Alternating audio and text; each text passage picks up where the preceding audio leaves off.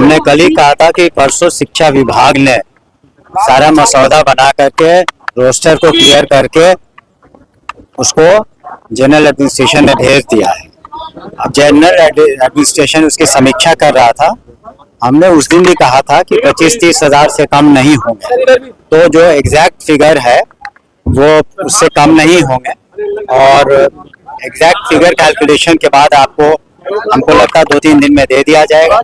लेकिन जो जेडी की तरफ से ट्वीट किया गया है, संभवतः ज्यादा चांस है उसी के अगल बगल फिगर होगा, लेकिन एग्जैक्ट फिगर उसमें अगर कहीं कोई कमी पाई गई जनरल एडमिनिस्ट्रेशन के द्वारा तो उसको वो इंगित करेगा, इसलिए एग्जैक्ट फिगर करीब करीब उसी के आसपास होगा।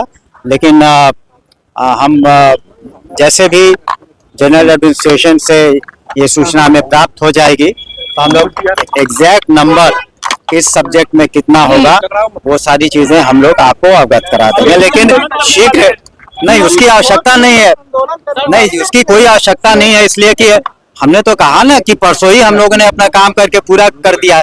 लेकिन जब काम आपने पूरा कर दिया, मसौदा भेज दिया रोस्टर क्लियरेंस के बाद, तो उसमें सक्षम विभाग उसकी छानबीन करता है, उसकी समीक्षा करता है, उसमें 2-4 दिन लग सकते हैं।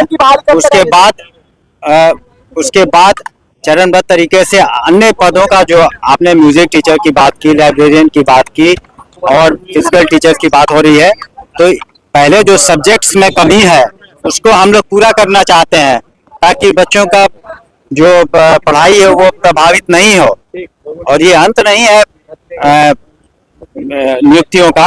माननीय मुख्यमंत्री जी ने कल भी सदन में कहा है कि 1 करोड़ सरकारी नौकरियां और रोजगार दिए जाएंगे। तो शिक्षा विभाग अपने तरह से, ये तो एक अनवरत प्रक्रिया है, बहुत लोग अभी रिटायर भी करेंगे, पुनः इसकी हम लोग समीक्षा करके वैकेंसीज को निकालेंगे।